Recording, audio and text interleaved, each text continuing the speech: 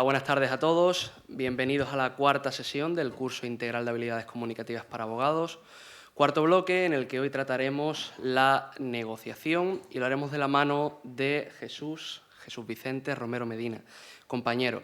Jesús es graduado en Derecho y experto en Comunicación Internacional y Nuevas Tecnologías por la Universidad de Jaén. Por la Universidad de Málaga tiene el máster de acceso a la abogacía y el máster de asesoría jurídica a empresas.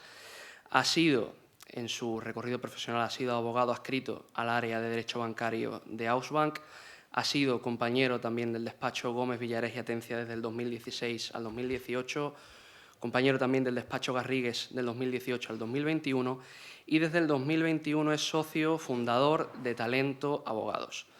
Es también, asimismo, formador en oratoria y comunicación, o ha sido, mejor dicho, formador en oratoria y comunicación en múltiples cursos y sesiones formativas, entre las que hoy estamos o tenemos la suerte de haber contado con él. Nada más, muchas gracias Jesús y bienvenido. Muchas gracias, Guti. Es un placer estar aquí con vosotros esta tarde, estar en mi casa. Podemos ir empezando ya, ¿no? Vamos con margen. Yo con tu permiso me voy a levantar para acercarme a la gente. Mira, hoy vamos a hablar... No sé si esto funciona. ¿Funciona? Sí, sí. Hoy vamos a hablar de negociación, ¿vale? La negociación es, de las 4 sesiones que lleváis, seguramente la culminación de las 3 anteriores. En realidad es casi también la más complicada, por una razón muy sencilla, y es que mientras que la comunicación verbal, la comunicación no verbal y la persuasión te permite, o te dan herramientas para conseguir transmitir un mensaje, en la negociación tenemos un hándicap añadido, y es que no solo tenemos que saber transmitir un mensaje, sino que tenemos que ser capaces de hacer que nuestro interlocutor cambie su percepción inicial, cambie su postura inicial y se avenga a una más beneficiosa a nuestros intereses. Así entre los asistentes, sin necesidad de levantar la mano ni nada. En vuestro día a día, desde que os levantáis hasta que os acostéis, de forma totalmente aleatoria, ¿con quién negociáis? Es decir, ¿con qué personas negociáis a lo largo de vuestro día?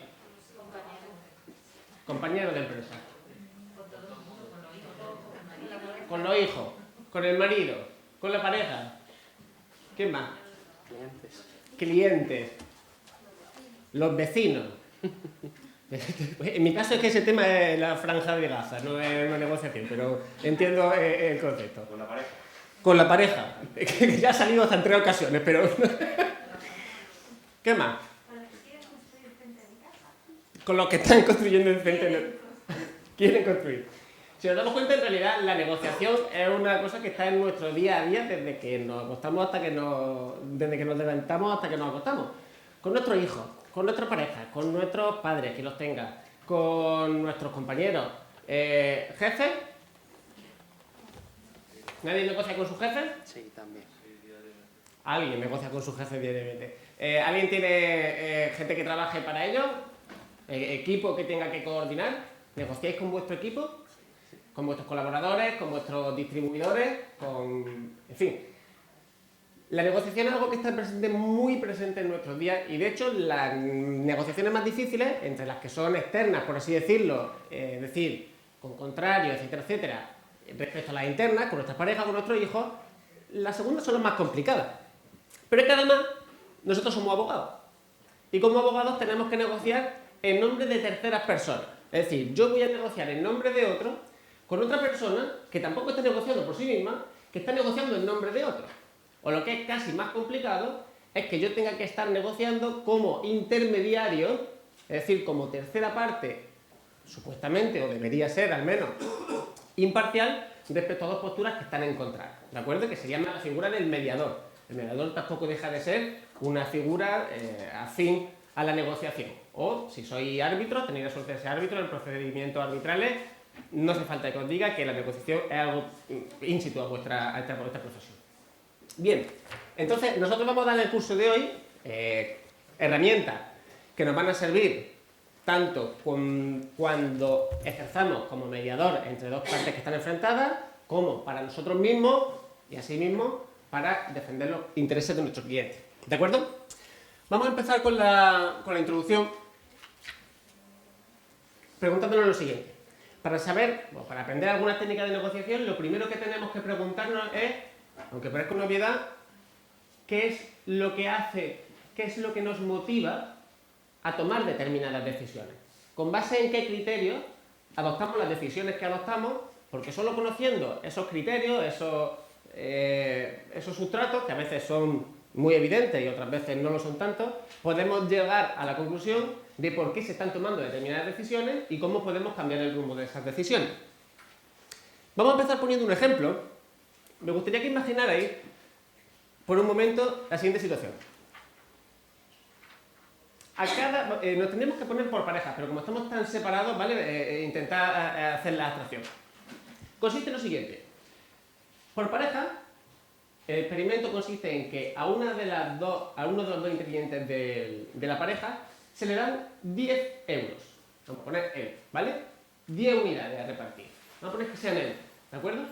Esa persona tiene la potestad de ofrecerle a la otra persona la cantidad que quiera de esos 10 euros para repartirla entre las dos personas. ¿De acuerdo? Imaginad que vosotros sois la persona que tiene que repartir. Pensadlo para vosotros mismos. ¿De acuerdo? Solo hay una regla que tenéis que saber. Y es, si la otra parte acepta lo que vosotros le ofrecéis, cada uno se queda con su parte. Si la otra parte niega la oferta, rechaza la oferta, ninguno de los dos os lleváis absolutamente nada. Cero. Pensad un momento qué cantidad ofreceríais. Sabiendo eso, que lo que ofrezcáis, si lo aceptan, se reparte tal cual, y si no, ninguno se lleva nada. ¿Cuánto ofreceríais? 4. ¿Cuánto ofreceríais? 5. 5. Ofrecería 6. ¿Cuánto ofrecería? 7. Yo pregunto, ¿la otra parte sabe lo que yo tengo para repartir? Sí, pero no hay relación entre vosotros, no os vais a volver a ver jamás y no tenéis ningún tipo de contacto de ninguna clase. ¿Sí? Yo creo que sería 5. 1 euro. ¿Vale? Vamos a ponernos por un momento en el papel contrario. ¿De acuerdo? Es decir, vosotros sois la persona a la que se os ofrece algo. Vosotros sois la persona que tiene en su poder la decisión de decidir, ¿tomo la oferta o nos quedamos sin nada? Pensad a partir de qué cantidad diríais, pues nada.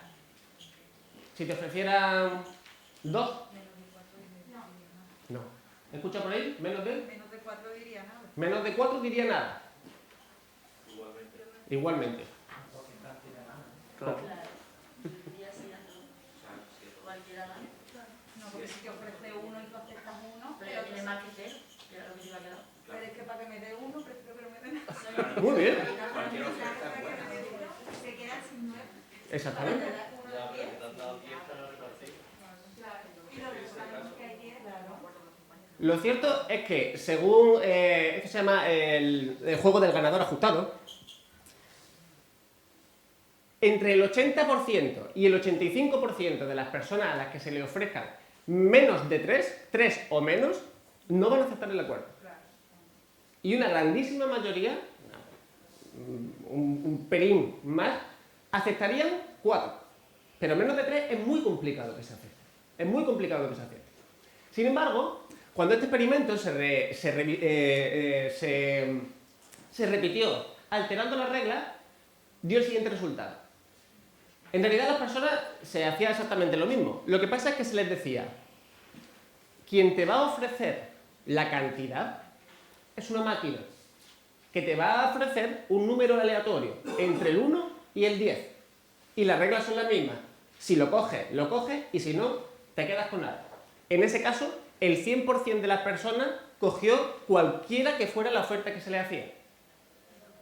¿Esto tiene sentido? Bueno, desde un punto de vista totalmente frío y analítico, tendríamos que decir que no. Porque al fin y al cabo, lo que decía por aquí la compañera, Sisu le decía, toda oferta es buena.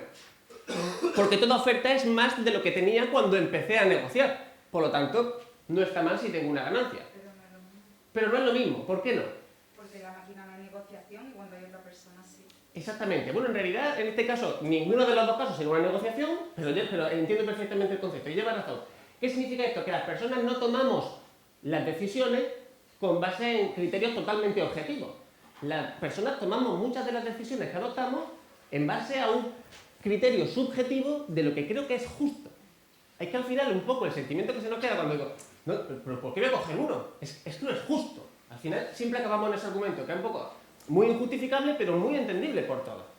Entonces las personas no siempre tomamos las decisiones con base en criterios que son objetivos, sino en criterios subjetivos de lo que consideramos que es justo. Vamos a pasar.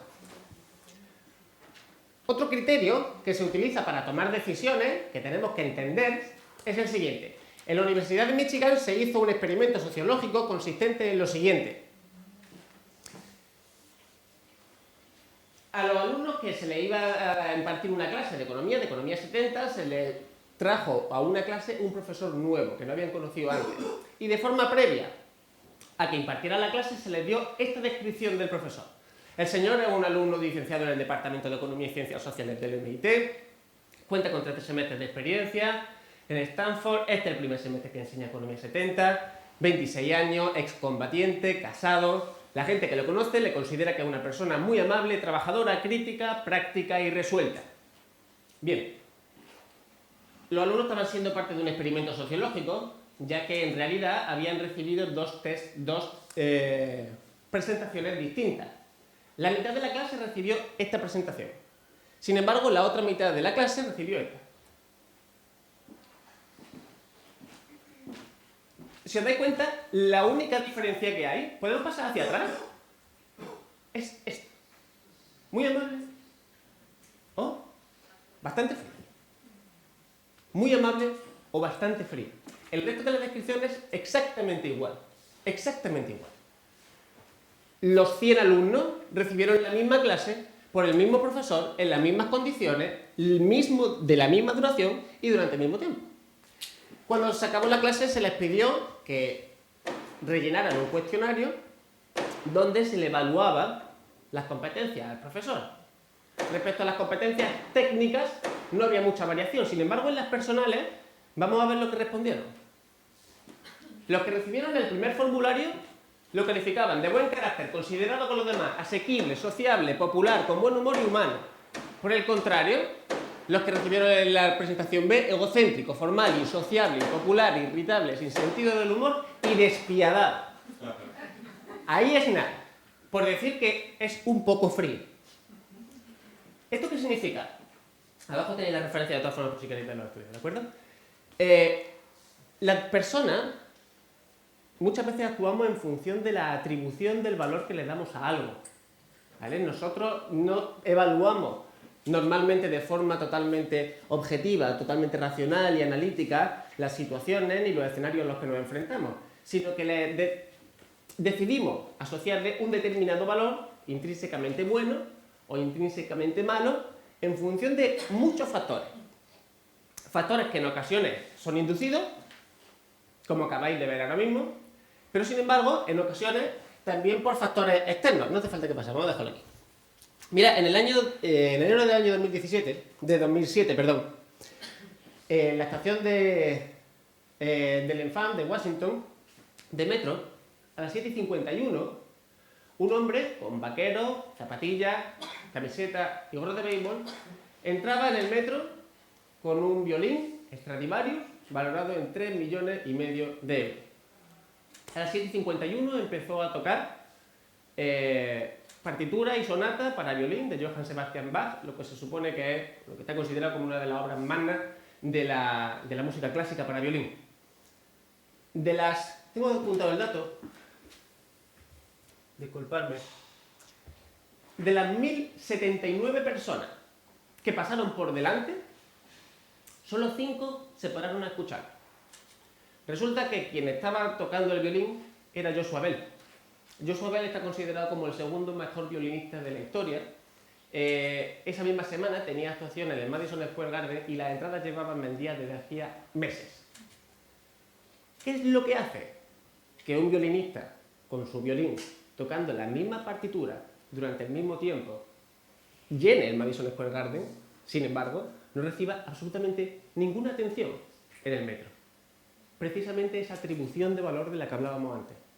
Por factores externos, en este caso, no internos ni inducidos, sino por el contexto, nuestra percepción de la realidad, nuestra percepción de lo que vemos y de cómo lo interpretamos y cómo nos relacionamos con nuestro entorno, cambia. Cambia hasta el punto de que en este caso podríamos considerar que estas personas han perdido una grandísima oportunidad y por lo tanto, y también con un gran valor económico. ¿Por qué no? Porque es que en este caso se puede cuantificar con base en el precio de la entrada. Por lo tanto, punto 1, tenemos que analizar siempre si la decisión que estamos adoptando la adoptamos con base en criterios objetivos, por nuestro criterio subjetivo de justicia. Punto 2, si estamos dejándonos influir por factores externos que nos están haciendo atribuirle un valor determinado a un bien, a un servicio o a un producto que quizá tenga otro, ya sea para bien o ya sea para mal. No significa que siempre estemos equivocados porque sobrevaloremos lo nuestro, sino que también puede ser que estemos infravalorando la oferta que nos estén haciendo de contrario. ¿De acuerdo?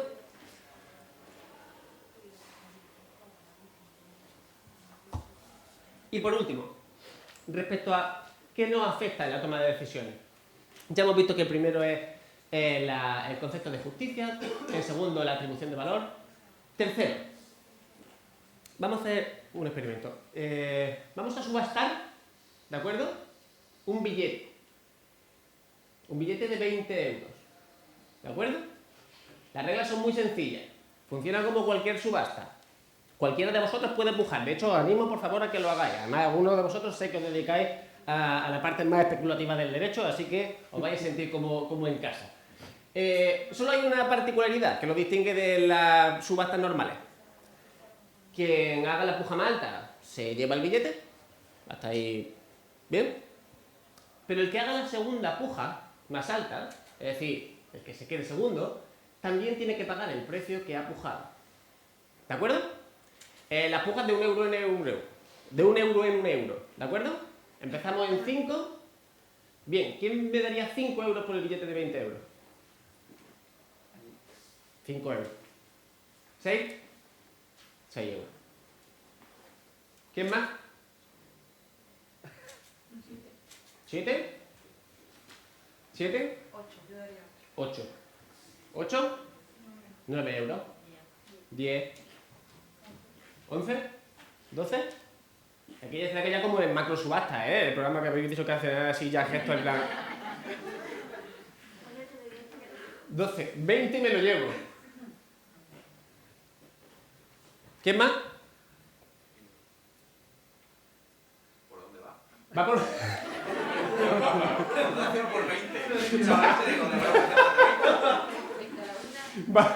va por 20. La persona que ha dicho 12. 21.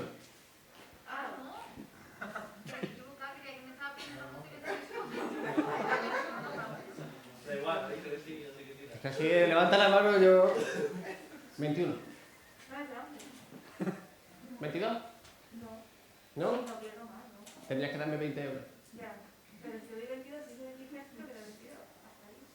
Hasta ahí estamos, ¿verdad? ¿Alguien me ofrecería más? Bien. Nos quedamos entonces. Se habría quedado el billete de 20 euros por un precio de 21 euros. Dejadme que os cuente una cosa. Cuando este experimento se hizo por primera vez por el profesor Maxwell en Estados Unidos, consiguió vender un billete de 20 dólares por 140 dólares. ¿Por qué? Por una cosa que se llama principio de aversión a la pérdida. Es lo que se llama jugar a no perder. Es decir, hay un momento en las negociaciones en las que estás tan comprometido con la causa que se te olvida, bueno, no se te olvida, pero tienes un compromiso asumido del que no te puedes separar. Hay un momento en el que, aunque sabes que estás asumiendo pérdidas, consideras que es mejor aguantar un poco y seguir asumiendo la pérdida en la expectativa de una ganancia futura que retirarnos a tiempo. ¿De acuerdo? Por lo tanto, esos son los 3 primeros elementos que tenemos que tener en cuenta acerca de cómo tomamos las decisiones. Bien, dicho lo cual, vamos a pasar. El de subasta ya lo hemos hecho. Perfecto. Vale. Claro, esto es lo que quería comentar. Nuestro nivel de satisfacción depende más de la ausencia de pérdida que de ganancia. Esto es muy importante en las negociaciones, porque tenemos que tener claro qué estamos dispuestos a perder y qué estamos dispuestos a ganar. Cuando digo que estamos dispuestos a perder, es porque en ello nos va a ir el contento o descontento de nuestro cliente y de nuestra postura. Un ejemplo que es un poco burdo, pero imaginémonos por un momento que... ¿Cómo te llamas? ¿Perdón? Toti. Toti, imagínate que tú sales de este curso y en la puerta del Colegio de Abogados de Málaga te encuentras un billete de 50 euros. 50 euros. Haces así todo. ¡Bum! Como estos. Y te vas a tu casa. Entonces, en el camino del trayecto del Colegio de Abogados a tu casa, los 50 euros se te caen del bolsillo y se te pierden. Llegas a tu casa. ¿Quién te espera en tu casa, Toti? Mi gato. ¿Qué le dices al gato? Pues toda la leche que perdió. ¡Ay, su puta madre que perdió 50 euros! Perder 50 euros que te acabas de encontrar, en realidad, objetivamente hablando, no tendría que suponernos ninguna alteración emocional. Salir de aquí con 0 euros y vuelvo con 0 euros. Sin embargo, perder dinero, perder esos 50 euros que hasta ahora no tenía, me causa más desasosiego que alegría habérmelo encontrado. Por lo tanto, la ausencia de pérdida es lo que me marca el nivel de satisfacción, no la ganancia, ¿de acuerdo? Por eso tenemos que tener muy claro cuáles son los límites con los que estamos dispuestos a jugar en una negociación. Esto lo tratamos en el último punto. Bien, por lo tanto, vamos a pasar ya a lo que es la materia de nuestro papel como abogado. ¿En qué consiste ser un buen negociador? ¿En qué consiste? Porque normalmente la negociación se entiende como una lucha entre dos partes, de forma que por cada trozo que me lleve yo, es un trozo que no te llevas tú. Bien, me gustaría contar una historia. Resulta que un pastor en el desierto falleció dejando a sus 3 hijos las únicas posesiones que tenía. Las únicas posesiones que tenía eran 17 camellos.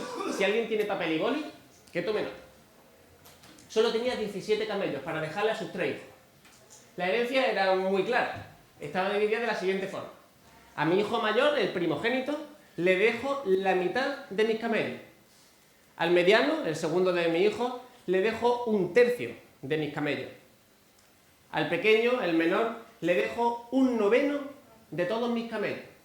El hombre, como decía, murió con 17 camellos.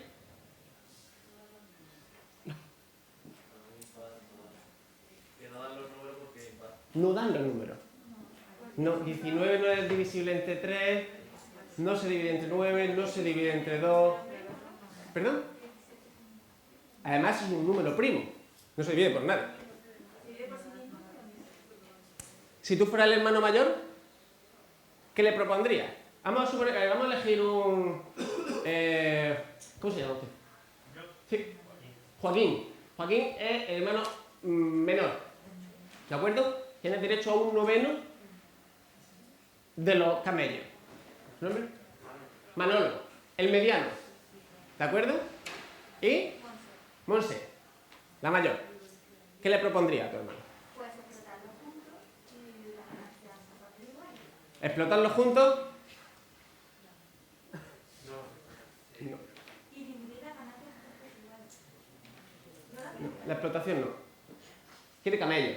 El hermano quiere camello. ¿Cómo dividimos los camellos? Pues yo quedo con 9 y ellos que se apañen. Se queda con más de la mitad, que son los que le corresponden, te das cuenta, ¿no? Ya, pero bueno, yo les he hecho una buena oferta. Vale. Si la quieren. ¿Vale?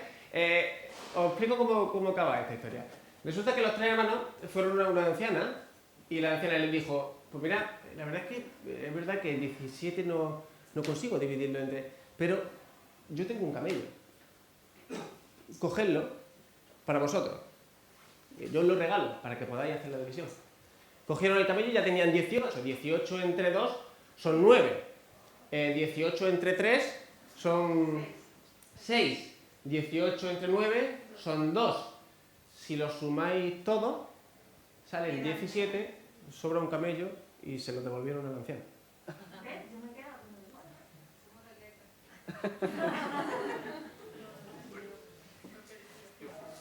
Esa es la clave Esa es la magia de la negociación. Conseguir soluciones donde aparentemente no las hay. Y esas soluciones, en muchas ocasiones, no van a estar encima de la mesa. No van a estar encima del tablero. Nuestra labor como negociadores es salir fuera, pensar, el think outside the box, que dicen los ingleses, ¿no? Pensar en soluciones alternativas. Pensar en qué otras soluciones se le pueden dar al mismo problema, qué otras cosas podemos traer de fuera a la negociación. ¿Quién es de aquí el laboralista? Laboralista.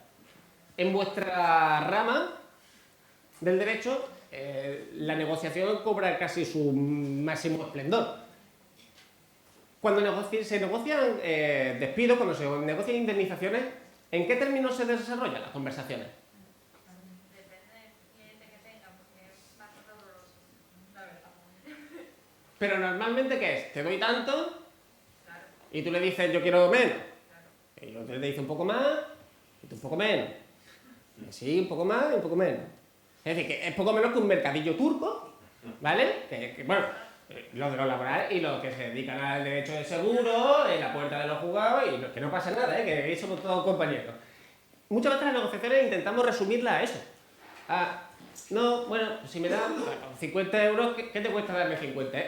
Y al final resumimos las cosas a términos en los que a veces no nos llevan a conclusiones.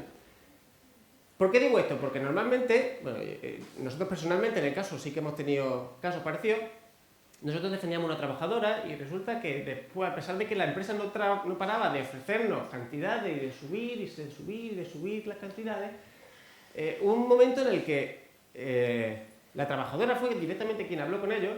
Dijo, es que esto no es una cuestión de dinero, es que a mí lo que me gustaría sería que la trabajadora lo único que quería era que como consecuencia del conflicto que había habido en la empresa, esto no le trabara en su carrera profesional. Por lo tanto, una diferencia de 150 euros, 200 euros en una vida profesional de una mujer no es absolutamente nada.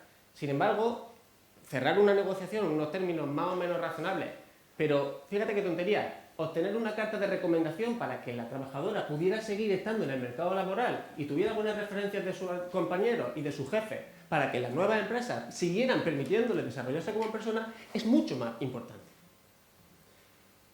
Nos vamos a encontrar en conflictos societarios en los que un socio no quiera vender sus participaciones o su parte de las participaciones y que eso no fruto de una operación de compraventa en globo. Para saber por qué no se está haciendo eso, normalmente nos vamos a fijar en el dinero, pero no siempre el problema va a estar en el dinero. Es que quizá esa persona, con ese porcentaje de participación, lo que tenía era un cargo que se encargaba del área creativa de la empresa, que es lo que se ha desarrollado durante toda su vida. Y es lo que, si vende sus participaciones y le echan de la empresa, se va a ver absolutamente vacío como persona, porque no se va a sentir desarrollado. Por lo tanto, nuestra labor como negociadores es traer a la mesa otros elementos que no son el dinero, como por ejemplo el mantenimiento o no de la junta directiva, de cargos, de puestos de dirección, de puestos creativos, etcétera, etcétera. ¿De acuerdo? Por lo tanto, nuestra labor como abogados es pensar fuera de la caja. Esta concepción que tradicionalmente se tiene de una persona tirando de un lado de la soga y otro tirando del otro lado de la soga, nos lleva a pensar que la negociación es un juego de suma cero. Sin embargo, ya hemos visto que no siempre es así. Hay otro ejemplo que es muy clásico, que es el ejemplo de las dos hermanas y la naranja. Resulta que dos hermanas estaban en el jardín de su casa y vieron la última naranja que quedaba en el jardín de aquel invierno. Las dos se abalanzaron contra ella y la cogieron a la vez. Empezaron a forcejear, a pelearse, a discutir y a tensar la relación. Al final llegaron a una solución.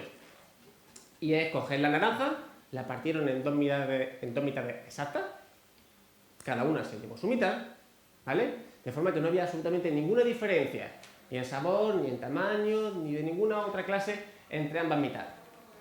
Esta diferencia, este reparto, podríamos decir que es justo. ¿Sí? Bien. Vamos a ver cuáles son las circunstancias. Resulta que una vez que cada hermana tenía media naranja, la primera de las hermanas se va a su casa, pela la naranja y se come el fruto. Por el otro lado, la segunda hermana coge la naranja, pela la naranja, tira el fruto y con la cáscara hace un bizcocho que se come con su familia. Vuelvo a repetirlo. ¿El reparto era un buen reparto? No era un buen reparto. No era un buen reparto. ¿Por qué? Porque ambas partes obtuvieron menos de lo que podrían haber conseguido con una buena negociación. ¿Cuál es el problema? Intentar negociar, intentar reducir la negociación a un juego de suma cero. ¿De acuerdo? ¿Y cómo se pasa de un juego de suma cero a un juego en el que ambas partes consigan un beneficio, el famoso win-win? Pues Fisher y William Ury en 1981 elaboraron un manual, bueno, lo que se considera el gran tratado de la negociación, el Getting to Yes, en el que establecieron que la necesidad consiste en pasar de negociar por posiciones a negociar por intereses. ¿Vale? Esta es la clave. Vamos a pasar. ¿Qué es negociar por posiciones? Las posiciones son lo que normalmente entendemos como la postura en una negociación, ¿de acuerdo? Es decir, lo que se dice que se quiere, las exigencias que se ponen, términos y condiciones. Yo, por mis participaciones, quiero 14 millones de euros. No quiero más, no quiero menos. Los términos y las condiciones son, este es el pago, pi. Esto es una negociación en sentido tradicional, pero ya hemos visto que también hay en el sentido pobre de la negociación. ¿Qué es negociar por intereses? Intentar ver cuál es la motivación subyacente, cuáles son las necesidades y las preocupaciones, cuáles son los miedos y cuáles son las aspiraciones de las partes. ¿Y cómo se consigue pasar de una negociación de posiciones a una negociación por intereses? Pues sorprendería muchas veces lo sencillo que es. Y es realmente muy sencillo. Y es preguntar y preguntarnos por qué. Hacer la pregunta ¿por qué? Si cuando ambas hermanas estaban forcejeando por la naranja, hubiera llegado el padre y le hubiera preguntado, ¿tú por qué quieres la naranja entera? Y hubiera dicho, porque necesito hacer un bizcocho. Y tú, porque me gustaría tomarme el fruto. Habría sido perfecto. Y era tan fácil como eso. Preguntarnos ¿por qué? Esto se puede poner en el terreno de lo bueno, de lo etéreo, como este ejemplo de la naranja, pero también podemos ir a ejemplos mucho más concretos. Concretamente, podemos irnos a... ¿Conocéis los...? Vamos a pasar de... ¿Conocéis esta imagen? ¿A alguien le suena esta imagen? Jimmy Carter. Es Israel. Y Egipto. Los acuerdos de Camp Davis, señoras y señores. Los acuerdos de Camp Davis son el ejemplo perfecto de cómo, pasando de una negociación por posiciones a una negociación por intereses, se puede resolver un conflicto que en este caso cobraba miles de vidas cada día. El conflicto es bastante conocido, pero bueno, os lo resumo.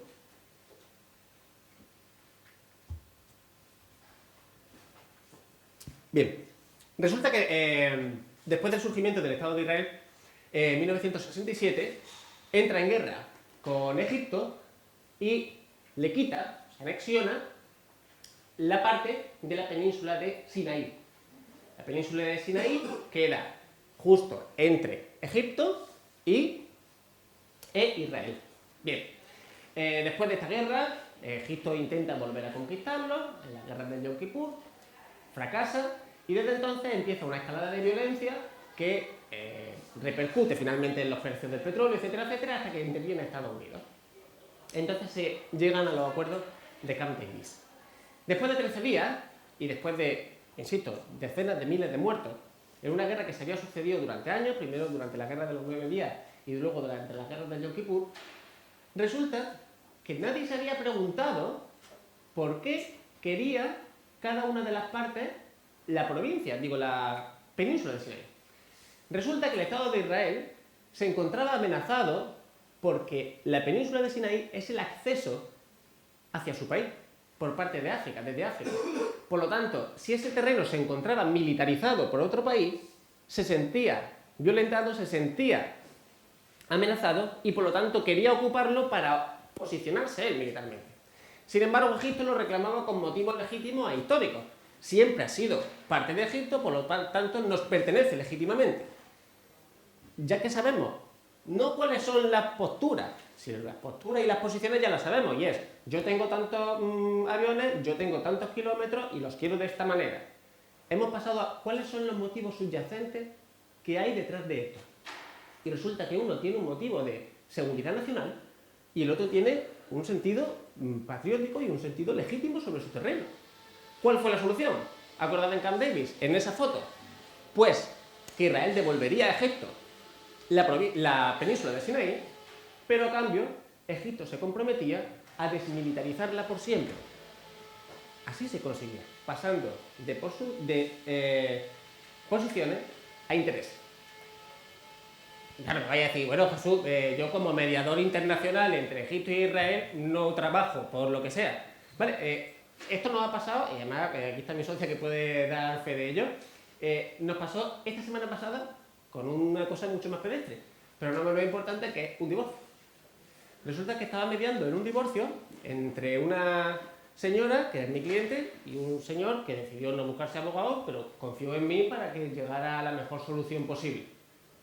Ambos estaban de acuerdo, así que aceptamos el encargo. Iba todo sobre la seda. ¿Qué va a pasar con la vivienda? ¿Qué va a pasar con el coche? ¿Cómo nos vamos a repartir los hijos? Llegamos al tema de la compensación. Y había una diferencia entre ambas posturas, esto os lo prometo, de 180 euros. 180 euros. No era más. 180 euros al mes que la señora pedía y que el hombre no quería darle. Estaban estancados en 180 euros, cuando habíamos conseguido repartir bienes que valían, creedme, muchos miles más de euros. Estancado, hasta que se me ocurre preguntarle a la señora, disculpe, pero estos 180 euros, ¿esto qué responde? ¿Por qué, si hemos conseguido un acuerdo en todo lo demás, no estamos consiguiendo un acuerdo en esto?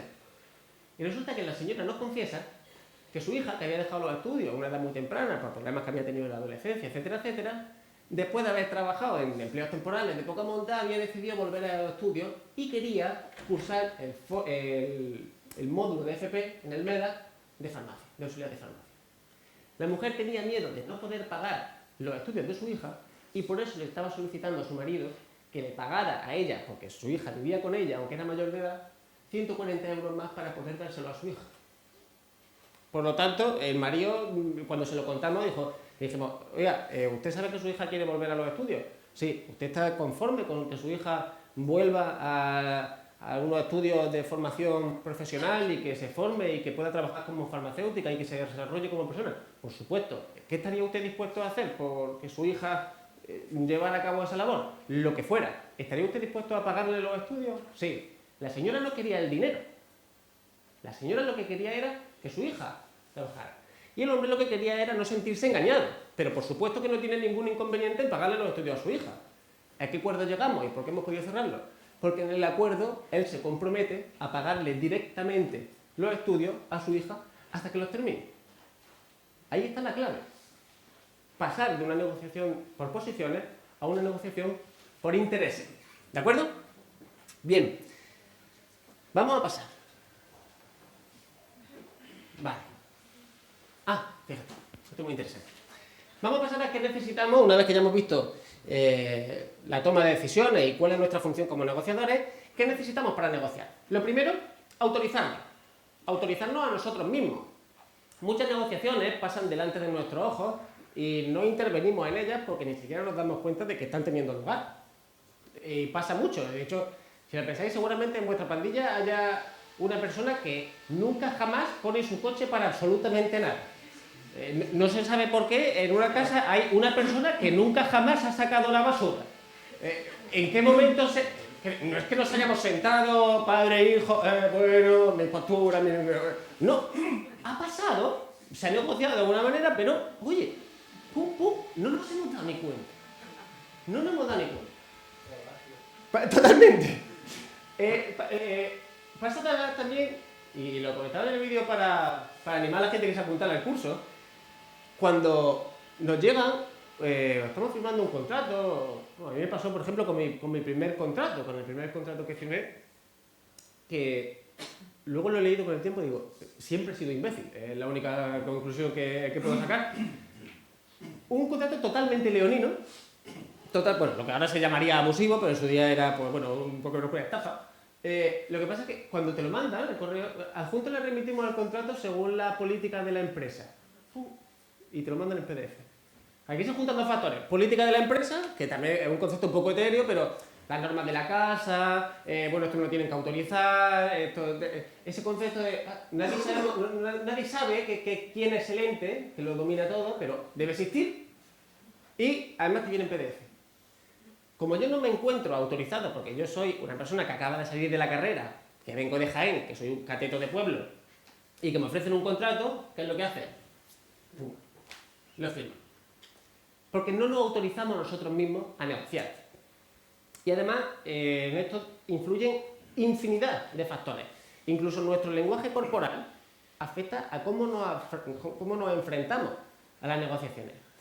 Mira, estos datos que os voy a presentar ahora consisten en un estudio, la conferencia está entera por si queréis verla, que consiste en lo siguiente. A una serie de participantes se les reunía y de forma previa a someterlos a situaciones de riesgo o de azar o, en fin, a una serie de parámetros, se les pedía que hicieran dos cosas. Al primer grupo se les pedía que tomaran físicamente muestras de gran poder. Muestras de gran poder, por ejemplo, es, si estamos en una negociación, esto es una muestra de gran poder. Esto es una muestra de gran poder. Ponernos así en una mesa, esto es muestra de gran poder. ¿Vale? Sentarnos con las piernas muy abiertas, esto es muestra de gran poder. Puede significar otro montón de cosas, pero podemos estar de acuerdo. Perdóname los que están aquí bloqueados. Podemos decir que no es lo mismo esto que esto. Que esto. No es lo mismo esto que esto, ¿verdad? Estas son posturas de gran poder, las otras son posturas, lo que hemos llamado aquí, de pequeño poder, ¿vale? ¿Qué es lo que se intentaba con este estudio? Demostrar cómo afecta este tipo de postura a los actos que vamos a tomar inmediatamente a continuación. Y se midieron tres cosas. En primer lugar, la tolerancia al riesgo era un 26% mayor en las personas que habían adoptado posturas de gran poder. Pásanos de ver. Los niveles de testosterona, ¿vale? Mientras que en las muestras de pequeño poder se reduce un 10%, en las muestras de gran poder aumenta un 20%. Y por último, los niveles de cortisol, es decir, la percepción que tenemos del estrés, se reduce un 25% y aumenta un 15% respecto de las posturas de pequeño poder. Sí, las que necesitéis. Hombre y mujer. Hombre y mujer. Si te refieres a la postura de... En este caso, aunque yo lo he hecho, pues, era un poco menos que una pantomima, lo que se le pedía a los asistentes, por ejemplo, cuando estaban sentados, era que las muestras de pequeño poder estuvieran todos con las manos sobre las rodillas, tranquilos, y las muestras de gran poder que estuvieran con las manos relajadas.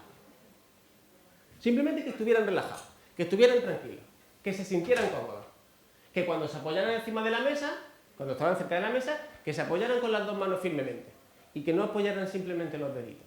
Son cosas así, ¿vale? Lo primero que hay que hacer es autorizarnos a nosotros mismos para entablar una negociación. Si nos mandan un contrato que viene en PDF, ser capaces de decir, no, creo que esto y esto hay que matizar, debe matizarse. ¿Y por qué necesitamos saber esto? Lo primero, porque nos va a dar mucha fuerza negociar en lo que venga a continuación. Pensad que, y aquí vemos un poco, no sé si me voy a meter en la parte que os explicarán mis compañeros, pero hay una cosa que se llama lenguaje asertivo. El lenguaje asertivo es una capacidad comunicativa consistente en saber transmitir sentimientos, ideas, demandas, inquietudes de forma firme, pero sin intención de herir, sin intención tampoco de menoscabar a la otra persona, pero tampoco con sometimiento, ¿vale? Nosotros tenemos que ser capaces de transmitir nuestras ideas de forma firme, sin intención nunca de herir, pero tampoco sin someternos. ¿Y cuáles son las claves del lenguaje asertivo? Punto 1. El lenguaje asertivo no personaliza. Es decir, es capaz de separar el problema de la persona y de las intenciones de la persona. No es lo mismo decir, eres racista, que me siento discriminado. No es lo mismo decir, me siento maltratado, que su compañía es una mierda. ¿Por qué? Porque los ataques lo que van a conllevar es primero una negociación y luego un contraataque. Sin embargo, cuando no hablamos de la otra persona ni de las intenciones de la otra persona, sino de nosotros mismos, nadie puede juzgar cómo nos sentimos. Nadie va a decirme, no, no te sientes maltratado. Bueno, me vas a decir tú a mí cómo me siento, ya faltaría. Por lo tanto, el lenguaje asertivo consiste en ser capaces de saber transmitir y de autorizarnos a nosotros mismos para transmitir cómo nos sentimos sin necesidad ni intención de culpar a la otra persona, sino de la situación. ¿Por qué? Porque si es en la situación, el canal de comunicación no se cierra.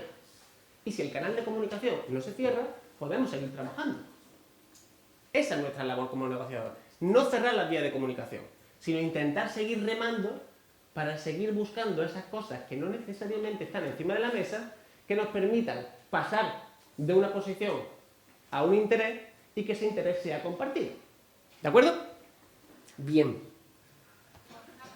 Sí, las que necesitáis, por Dios. A mí me haría un favor porque me voy a morir aquí. Según lo que estás hablando, para negociar ser mejor, no ataca, o sea, lo que estás diciendo, en resumen, no es el ataque, sino hablar de lo que uno quiere, o sea, centrarse más en uno que en el ataque al otro. Exactamente. Sobre todo, no en el otro, sino no intentar asociar una intención al otro. Es decir, no decirle al otro que está intentando engañarme, sino decir que me siento engañado. Y el otro dirá, no, bueno, pues si no, no. Es decir, a no ser que el otro te diga, pues ya, bueno, es lo que llevo intentando todo este rato con mi compañero. Entonces, bueno, ya no, me levanto y me voy. Pero si nos toca una persona medianamente razonable, cuando le digamos como... no, vamos a seguir, vamos a intentar reformularlo de otra manera, en ese caso. Y no va a haber problema. Eso es lo que intento. No tanto esquivar el ataque, sino considerar que ha pasado algo, que lo hemos percibido como algo contrario a nuestros intereses y que estamos dispuestos a cambiarlo. ¿De acuerdo? Bien. Una vez que ya sabemos qué necesitamos negociar, para negociar, vamos a hablar acerca de algunas cosas, algunos detalles de cómo negociar. ¿Por qué se cierran normalmente? Se cierran en el mal sentido de la palabra, es decir, que se cierran en banda las negociaciones por una mala gestión del no. El no es una palabra fea de oír, que no nos acostumbramos del todo porque el rechazo nunca es agradable y que tampoco nos enseñan no solo a recibirla, sino tampoco a dar un no. Es decir, hay no es y no es. Imagínate que... ¿Cómo te llamas? Vanessa. ¿Trabajas por cuenta ajena? ¿Propia? Por cuenta Ajena. ¿Tienes jefes? ¿Alguno de ellos está aquí presente? Bien. Bien, Vanessa. Imagínate por un momento que yo soy tu jefe. Yo no lo quiero, porque yo no mando ni en mi casa. Pero imagínate que yo fuera un jefe en el sentido canónico de la palabra, jefe, ¿no? No de los nuevos de Google, sino de los de que yo tengo en la vida. Y digo, Vanessa, este finde, pringa. Este finde te toca echar horas extra. ¿qué digo? Pues primero preguntaría por las razones, ¿no? Que explicara el motivo por el que hay que trabajar. Pregúntame. Pregúntame. ¿Qué es lo que ha sucedido? ¿Por qué casi gente está a esta hora extra? Pues mira, resulta que tenemos que entregar este mismo lunes, bueno, el martes, a todo lo sumo, una serie de informes que nos han encargado hoy, a última hora, y es que... Rafa, no te preocupes porque es que esto, no te preocupes, que luego al final de ejercicio ajustamos cuentas y tú sabes que con nosotros cuentas para lo que quieras, vamos. Nosotros no te hemos fallado, vamos. Vanessa, a las 8 el sábado. ¿Vale? Vanessa, me ha durado medio asalto. Intentaría, bueno, negociar el momento del fin de semana en el que podría trabajar y luego intentar compensar esa hora en otro momento de la semana. Vale, la idea es buena. La idea es buena. ¿Vale? Vamos a irnos por allí. ¿Cuál es tu nombre? Javier.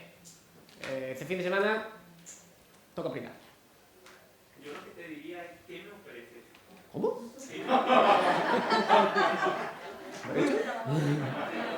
Javier, que recuerdo que yo soy el jefe, ¿eh?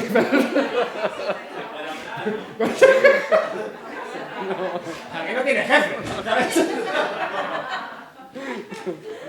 Te ofrezco no despedirme. Te ofrezco un puesto en esta empresa, una carrera prometedora como la que tienes y seguir abonándote puntualmente tu salario. Me refiero de dinero. Sí, de salario. Yo pensaría como ella, como Vanessa. Si me lo podría compensar después por no trabajar otro día o Intenta decirme que no, mejor. que no. Vale, pues los fines de semana es para descansar. ¿Qué más, Javier?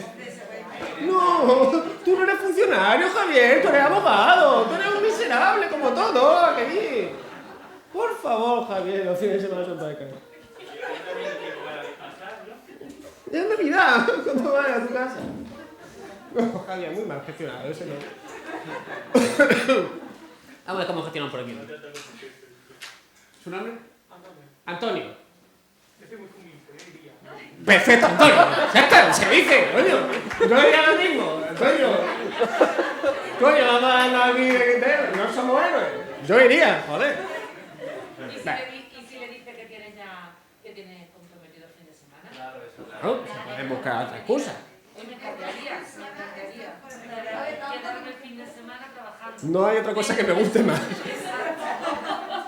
Pero es que resulta que mi novio me ha... Mira qué gesto de Mari, ¿eh? De verdad, tú ya estás de fin de semana con la bata, ¿eh? Es que resulta que mi novio me ha regalado un fin de semana. Vale. Y a Segovia. Perfecto. Muy lejos, donde no hay wifi casi. Claro, que me voy allí al lado, una cari. Y hombre, no voy a decir que no, pobre. Vale, ¿cómo te llamas? Ángeles. Ángeles.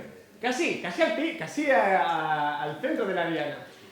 Vamos a ver cómo se gestionan los 9, pero parece que tenemos un principio. Pero si es por algo malo, mejor. No, bueno, Es que a mí la excusa Sí, mala ah. me gusta ponerla. Yo qué sé. Sí, Yo pero... qué sé, que mi van a marido decir tiene que no. 40 de fiebre, Claro. una cosa. pero en Es que realidad... a mí en realidad esas cosas no me gusta mentir, porque vaya que... Claro, sí, decir, eso da más fallo, ¿eh? En realidad, el motivo por el que justifique el no es tan importante como el orden y los 3 pasos que hay que dar. Los noes se dan, o bueno, la forma ideal de dar un no es en 3 pasos. Es sí, luego no y luego sí. ¿Cuál es el primer no? El primer sí, perdón. El primer sí es parecido, no, salvando la guasa de nada me gustaría más que trabajar el sábado para usted, sino decir sí al compromiso de la empresa. Porque, insisto, a mí me han preguntado muy bien lo primero que habría que hacer, ¿por qué? ¿Qué ha pasado? Y el jefe ya os ha dicho por qué.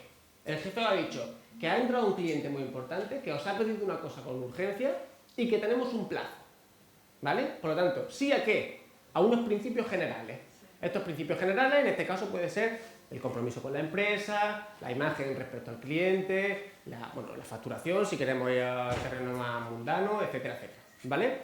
Transmitírselo. Profe, de verdad que estoy deseando, además es un proyecto que me interesa, es un proyecto en el que he trabajado mucho y un proyecto en el que me gustaría llevarlo hasta el final. Lo que pasa es que pasamos al siguiente paso. Al no. No puedo. ¿Por qué? Bueno, salvo que sea por descansar, Javier, que vamos, le has tirado al barro, macho. Pero bueno, da igual si te vas a Segovia, da igual si creo que mi marido está malo, pero... Y el tercer paso, recordad que es un sí. Sí, no, sí. Sí me gustaría, no puedo, pero... Pero hay que intentar cambiar los planes. Pero vos, bueno, o no voy a intentar, pero el lunes... Vacaciones. Pero el lunes me tiene antes, joder. ¿Por qué no? Pero el lunes me tiene aquí. Pero no te preocupes, porque el lunes voy a acabar esto, lo voy a acabar antes de hoy para estar el lunes. No hace falta ni que venga antes. La agenda me la voy a limpiar hoy, entre hoy y mañana, y el lunes estoy aquí a primera hora y me pongo con tal compañero y te lo sacamos para el martes puntual. O, es decir, esto me refiero ya antes con la creatividad, ¿vale? Es decir, qué soluciones podamos darle a un problema, porque esto es un problema. Hay un problema que hay un informe y hay que sacarlo. Y que además es incompatible con nuestros planes. Punto pelota. Ese es el problema. Sí. Perdona, tu voluntariedad también dependerá de si cuando a ti te pasa algo, tienes algo también importante, es recíproco desde el otro lado. Quiero decir, Por supuestísimo. si a ti tu jefe te pide, si tú estás viendo que está fundamentado en que una cosa imprevista y tal, y tú sabes que contigo luego responden, tú, y si tienes que anular lo que tengas, lo anulas. Por supuestísimo. Es que eso también... Sí, además entramos ahí en un campo de discusión más amplio que es depende de muchos factores, exactamente, cómo se gestione... Sí. Sí, totalmente. Estoy contigo a 100%. Y además hay que tener en cuenta otro montón de factores, como por ejemplo, qué compromiso asume luego la empresa para contigo, aunque no se pregunten directamente, en plan, ¿qué me va a dar? Sino si tú sabes que tiene una política de incentivos en tu empresa adecuada, ya sea pactado o ya sea tácito, o sea, eso siempre va a favorecer cualquier tipo de acuerdo, por supuesto. ¿De acuerdo? Las negociaciones en general siempre van a ser más fáciles, más honradas, mientras más trato tengan los negociadores. Eso tenéis que tenerlo en cuenta. Es una persona en la que tú no vas a... El ejemplo que hemos hecho al principio, del reparto de 10. Yo no voy a volver a ver a esa persona nunca. Pues me ofrece uno. No te cojo ninguno y te quedas tú a 2 velas. Ahora, si tuviéramos que vernos todos los días y todos los días tenemos que hacer el dichoso reparto, ya nos guardaríamos un poco de, oye, vamos a llegar a un consenso de que la cosa sea más o menos equitativa, ¿vale? Entonces, ese tipo de cosas siempre van a afectar en la negociación. Vamos a pasar al siguiente punto. Sí. ¿Alguien sabe qué es eso?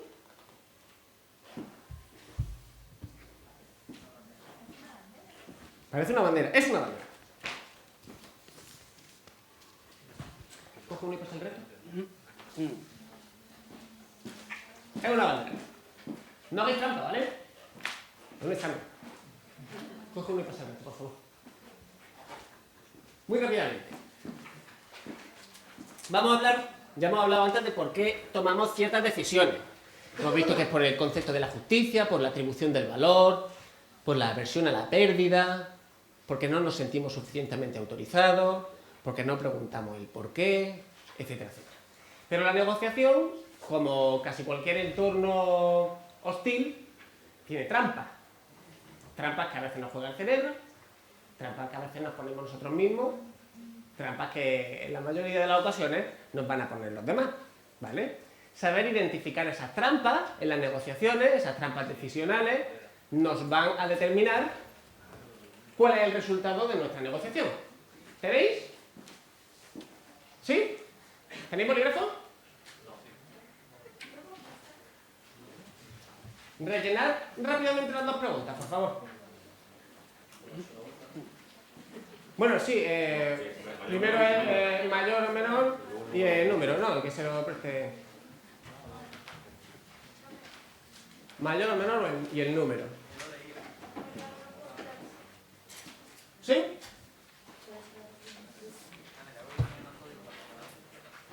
¿Lo tenemos? Bueno, no sé, es para que tener una referencia. ¿Bien? ¿No? Gracias.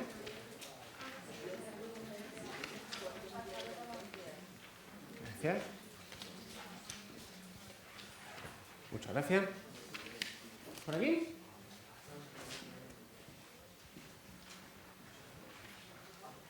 Perfecto. Gracias.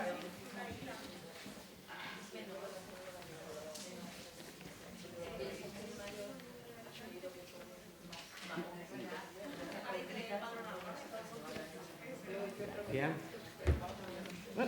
Déjame un momentito. ¿Por aquí? Perfecto.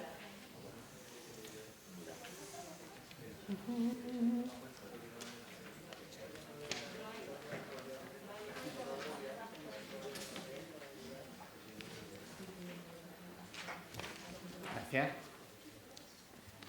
Gracias. 5.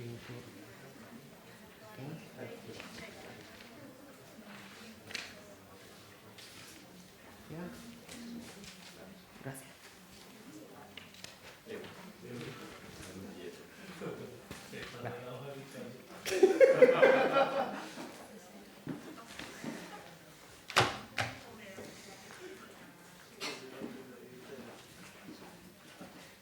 Vale. Esa es la bandera de Sri Lanka. Sri Lanka es una isla de la India. Y la pregunta es acerca de la población que tiene Sri Lanka. En realidad, la pregunta que ofrezca es que se pide, escriba usted el número de habitantes que estime correcto. La otra, mayor o menor, de hecho ha habido gente que ni la ha contestado. Que es verdad que no tiene sentido. No tiene sentido, pero fijaos qué curioso que hay gente que no la ha ni siquiera respondido. Es decir, que no le ha dado ninguna importancia. ¿Quién opina eso? ¿Quién opina que la primera pregunta no tenía realmente mucha importancia? Fíjate que el que no me ha respondido no me levanta la mano, pero bueno, no vamos a hacer. O sea, por este mal rato a la persona.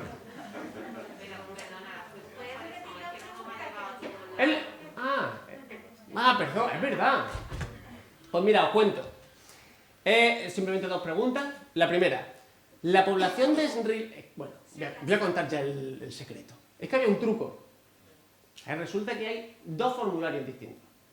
En uno de ellos, el que se le ha pasado a esta zona, la pregunta es la siguiente. ¿La población de Sri Lanka es mayor o menor de 5 millones de habitantes? Y la siguiente pregunta es, escriba usted mismo el número de habitantes que crea que tiene. Al otro lado se le ha pasado un test parecido en el que se dice, la población de Sri Lanka es mayor o menor de 30 millones de habitantes.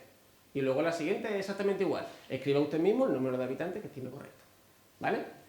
En realidad, la pregunta importante es, escriba usted el número de habitantes que considere correcto. Sin embargo, vamos a ver cómo ha afectado, si es que ha afectado, la primera pregunta a la segunda pregunta. Vienen las respuestas de aquellos que han dado que tenían el test de los 5 millones de habitantes. ¿De acuerdo?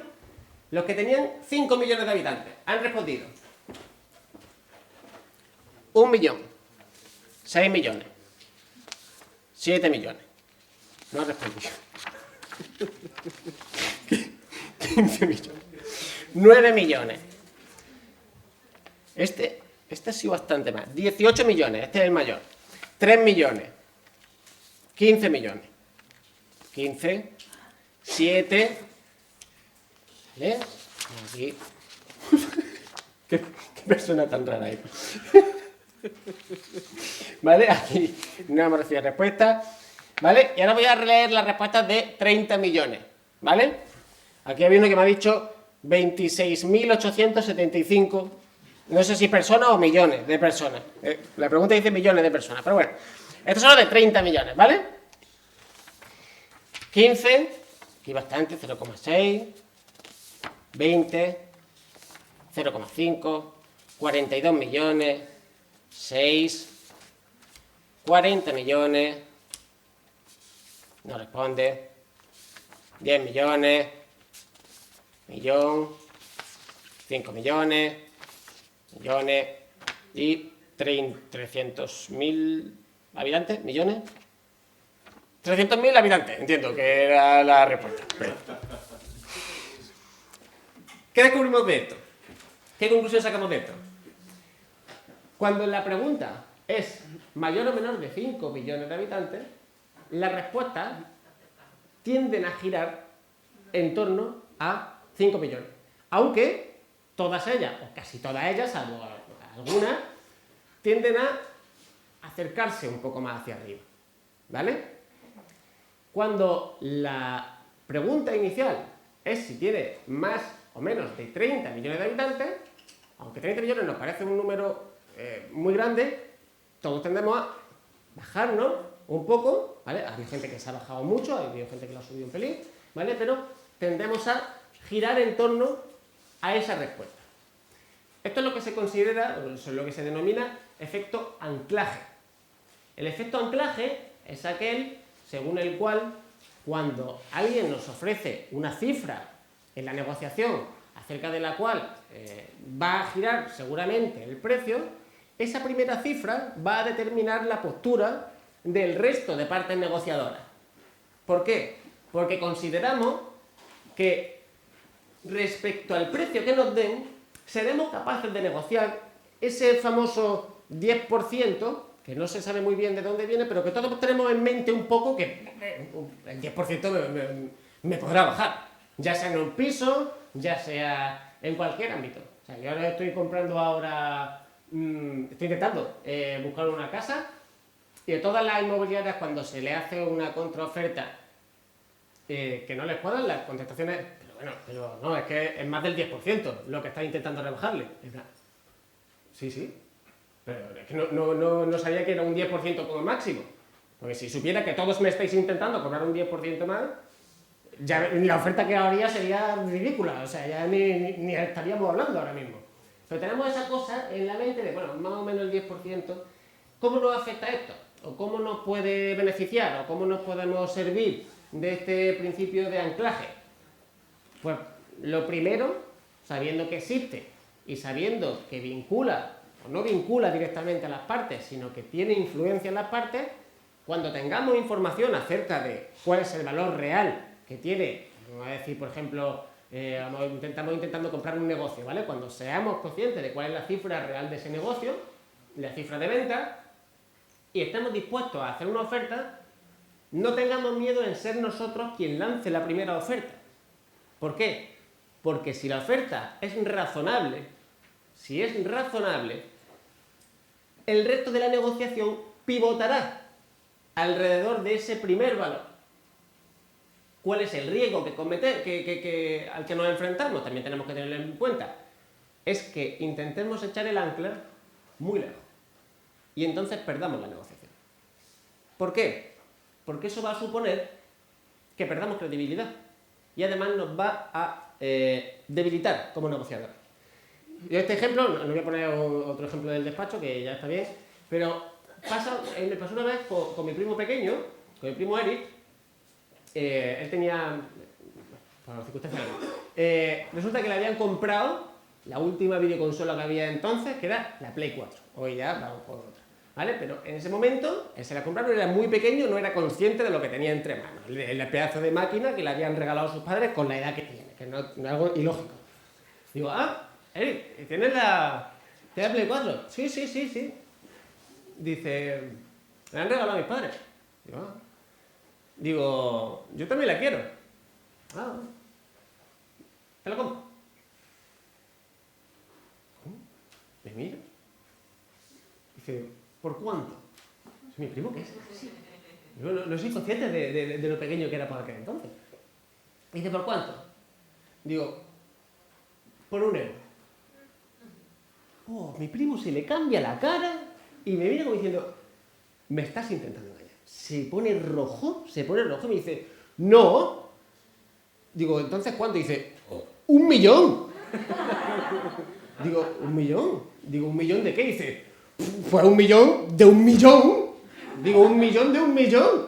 Dice, sí. Claro, cuando mi primo considera que está intentando ser engañado, la forma de salir de ese anclaje, que es insultante para él, es decir, ¿sí? Ahora nos vamos a ver aquí en 1 millón de 1 millón, y si quieres empezamos a hablar de aquí, yo te voy haciendo rebaja conforme yo vaya viendo. En realidad la negociación lo que estaba era rota. Pero vamos a suponer que yo quisiera volver a retomar la negociación. Vamos a suponer que yo quisiera volver a atraer a mi primo hacia una zona, lo que se llama zona de posible acuerdo, ¿vale? Claro, para yo intentar traerme ahora a mi primo a una zona de posible acuerdo, respecto de mi posición inicial, respecto de mi oferta inicial, yo tendría que subir muchísimo mi oferta. ¿Entendéis? Es decir, de 1 euro, con 1 euro lo he perdido. Si lo ofrezco 2, es ridículo. Es ridículo. Para yo traérmelo, tendría que multiplicar por 400 mi oferta inicial. Que respecto a 400, respecto a 1 euro, pues bueno, puede no parecernos mucho. Pero en términos estadísticos es una locura que tengas que aumentar una oferta en un 400% para intentar volver a traerte al negociador. ¿Por qué? Porque normalmente no solo se hace una concesión, de esto hablaremos ahora a continuación, sino además porque pierdo credibilidad como negociador. Él ya tiene en mente que su primo intenta engañarlo. Y entonces estoy jodido. Porque entonces ya la negociación se va a tensar. Y va a ser muy difícil que encontremos intereses en común, que era lo que intentábamos desde el principio. Porque aparentemente mi interés no es comprar una PlayStation, sino engañar a mi primo. Y eso a mi primo no le gusta. Y es muy difícil que encontremos un interés en común, teniendo en cuenta que el mío es engañarle a él. Por lo tanto, cuando vayamos a lanzar una oferta, alrededor de la cual queramos que gire las negociaciones, tenemos que ser conscientes de que nos va a beneficiar siempre que la oferta sea razonable, que esté dentro de unos valores lógicos y acerca de la cual podamos hablar sin considerar que estamos intentando engañar o que se sientan engañados. Bien, con esto pasamos a ya casi la última parte. Y es, aunque las negociaciones, la negociación por interés, vamos a pasar. Las negociaciones normalmente, yo las considero como algo mucho más amplio de lo que normalmente se considera. Creo que se pueden hacer que el pastel crezca de alguna manera y que no sea un juego de suma cero. En muchas ocasiones, por desgracia, al final se reduce en un mero regateo. Eso es así. Es lo que decía antes la compañera de lo laboral. Yo te ofrezco 100, tú me pides 400, vamos a ver cómo lo gestionamos. ¿Cómo se gestiona estos regateos? Pues bien, lo primero que tenemos que tener en cuenta, y esto entronca también con el tema del anclaje, cuando sintamos que nos están intentando engañar con el primer anclaje, ¿qué creéis que deberíamos hacer? ¿Cómo se sale de un anclaje? Pues una maqueta, ¿no? Del plan. Le ponemos un anclaje irrisorio también. No lo veo. Un anclaje disparatado, exorbitante. La primera, claro, la primera sería decirle... ¿Estás intentando engañar o qué? No, me siento un poco engañado. Joder. Se te ha faltado dar una hostia al final de la frase. Perdón. La segunda opción es la de mi primo. Pues chulo tú, chulo yo. Yo voy a intentar...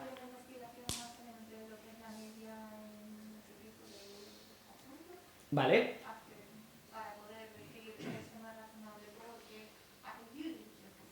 Exactamente.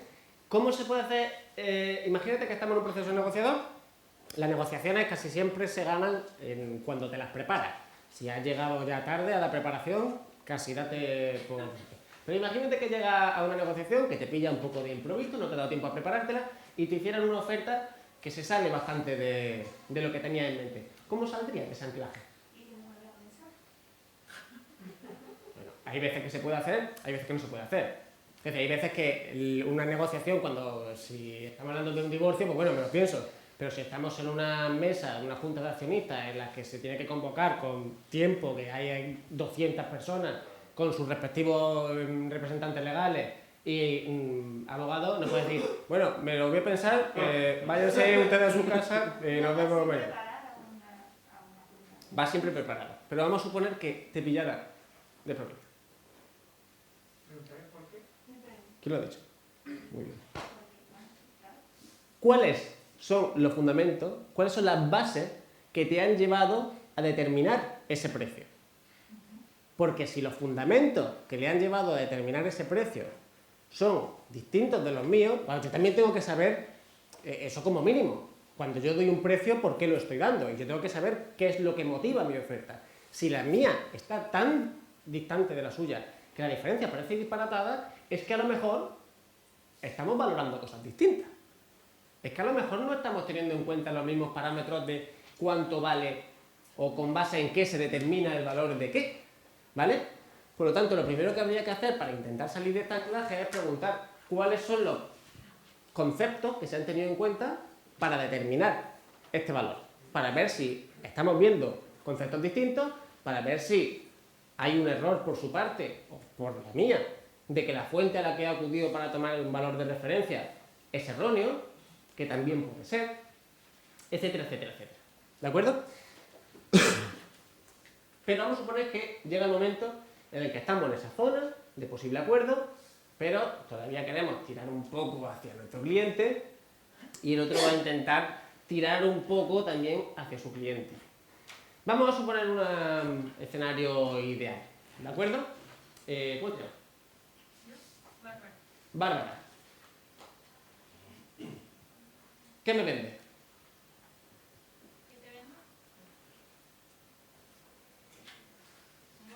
Algo que valga más de 60 céntimos para tener cierto... ¿Un móvil? ¿Por cuánto? Por 400. ¿Qué móvil es? No lo sabes, ya estás jodida. Vamos a ver que se qué móvil es, ¿vale? Por 150 sí que estaría dispuesto a pensarlo. No.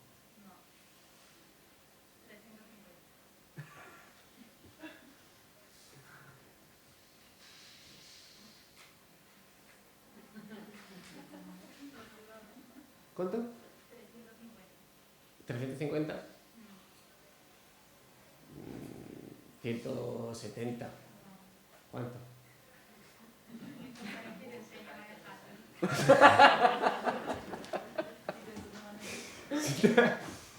Si te das cuenta, esto es lo lógico, las concesiones se tienen que hacer de la más grande a la más pequeña, ¿vale? Se van dando de forma escalonada. ¿Y cuándo deja de ceder? ¿Cuándo cede uno? ¿Cuándo cede uno en una negociación? ¿Cuándo acepta la oferta que le hace el otro? O cuando el valor es justo, muy bien, o... ¿Vale? ¿Es lo mismo? O cuando considera la mínima pérdida posible. La mínima pérdida. Otra nos queda. Cuando lo satisface, nos queda una. Es muy importante. ¿Cuándo, perdón? Cuando está cerca del valor que quiere. ¿Vale? ¿Cuánto es lo máximo que puede dar el otro? Cuando no puede más. Cuando el otro no va a ceder más. Yo cedo cuando sé que el otro no va a ceder más. Si sé que el otro puede dármelo por más o por menos, sería, qué decir, le estaría haciendo un flaco favor a mi cliente de decirle, podríamos haber comprado la casa por 190, pero bueno, en 240 me dijiste que podías llegar y he decidido comprarla por ese precio. Va a decir, joder, pues te va a pagar, que yo sé. A nuestro cliente puede que 240 por la casa le pareciera un valor razonable, pero si el otro sigue haciéndome concesiones, yo estoy moralmente, bueno, y contractualmente en este caso, obligado a adoptarla. ¿Hasta cuándo voy a no ceder? ¿Cuándo voy a ceder? Cuando vea que el otro no va a ceder. Porque al principio es más fácil, pero cuando ya está al límite, ya es difícil saber si cedería un poquito. Perfecto. Robert Fisher, premio de Nobel de Economía en el año 2005, se planteó precisamente esta dicotomía, cedo o no cedo, y puso un ejemplo para responder a esa pregunta. ¿Cómo sé que no voy a ceder? Y ponía un ejemplo, decía, por una carretera muy estrecha van dos camiones cargados de dinamita en direcciones opuestas. Uno se dirige frente al otro a muy alta velocidad. Si se chocan, por supuesto, ambos camiones explotan y ambos mueren. Por el contrario, si uno de los dos decide desviarse, tendrá que lanzarse por un terraplén con una gran pendiente y un gran riesgo. No muerte, pero un gran riesgo. Siguen aproximándose, siguen aproximándose, siguen aproximándose. ¿Quién cede? Si frenan los dos, No, ninguno cede. el que tenga más que perder. Robert Fisher lo resuelve de esta manera. Cuando un conductor tiene de frente al otro y se ven, el conductor del primer camión desarma el volante y lo tira por la ventanilla.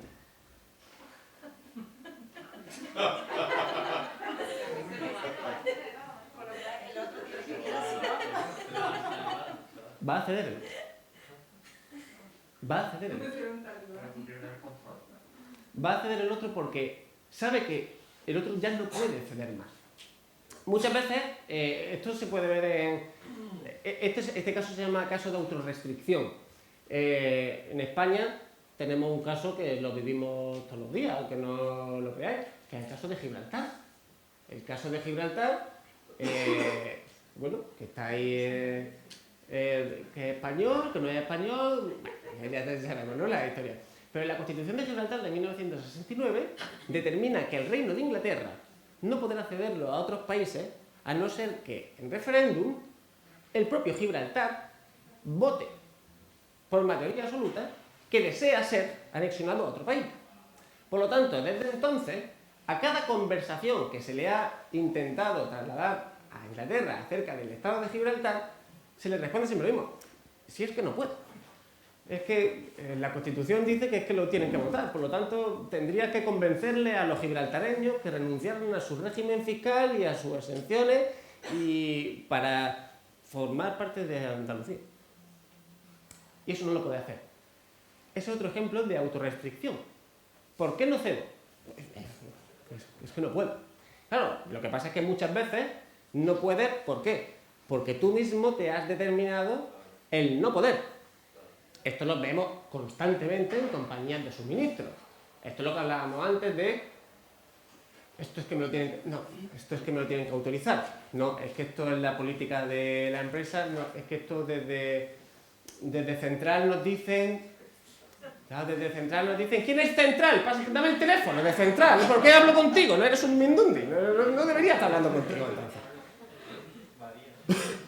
Esos son los casos de autorrestricción.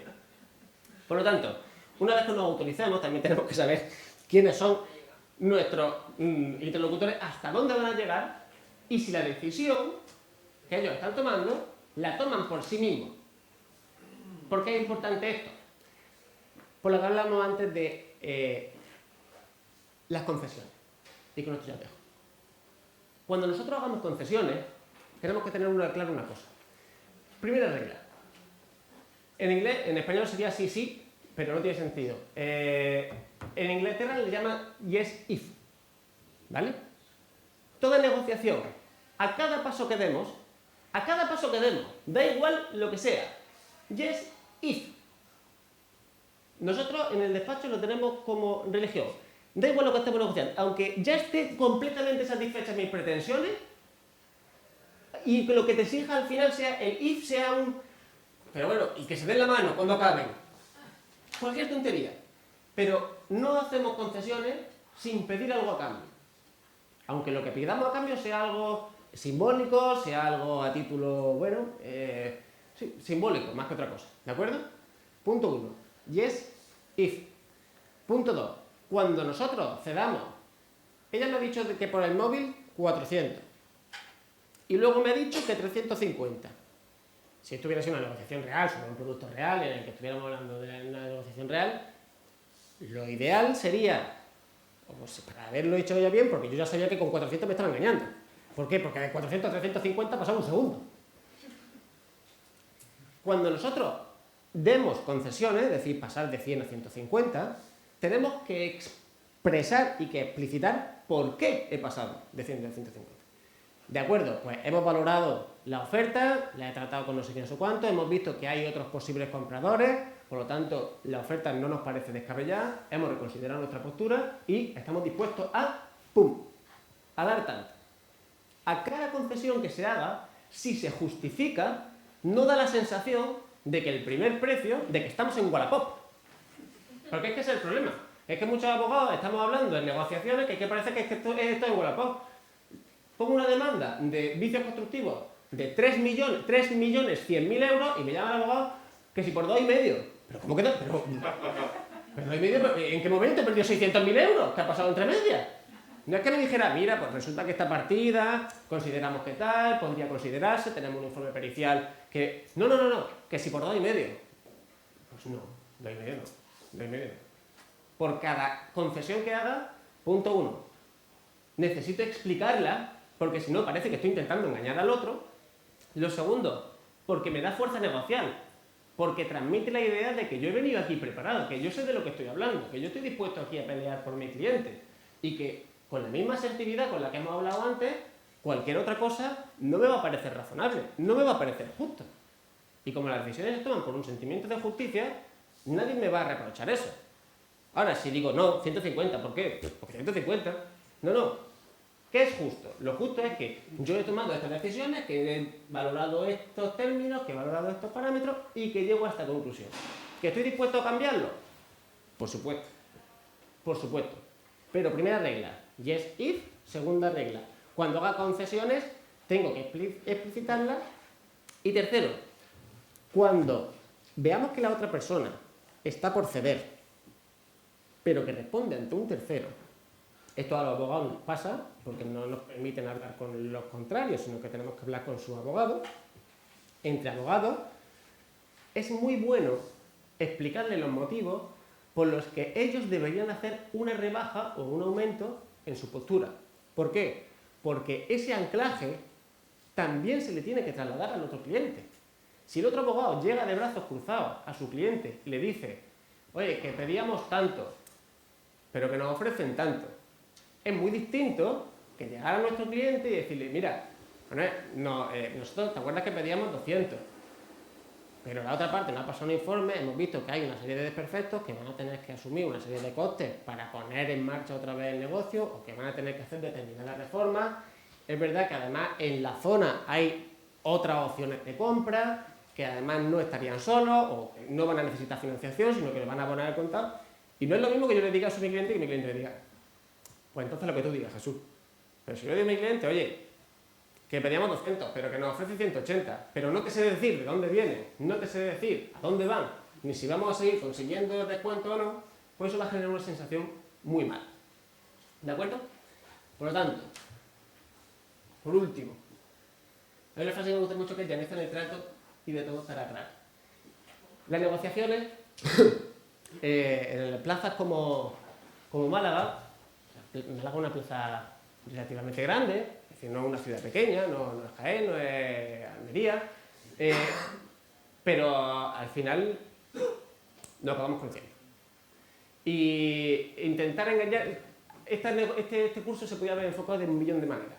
Podríamos haber estado hablando 2 horas acerca de cómo poner trampas, cómo engañar al otro, cómo con el saludo intentar imponernos de forma paraverbal, cómo disponer la sala de reuniones para que la parte contraria no esté cómoda y alargar los tiempos para que la toma de decisiones se precipite. Se podrían hablar horas acerca de eso. Pero este tipo de negociación, la que habéis visto hoy, tiene otro sentido y es hacer el pastel un poco más grande e intentar que ambas partes vean satisfechos sus intereses. A lo mejor no sus posturas, pero sí sus intereses. Que consideren que la decisión es justa y que al final tienen una persona a su lado que los acompaña, que los comprende y que merece ser pagada por ellos. Así que nada, muchas gracias.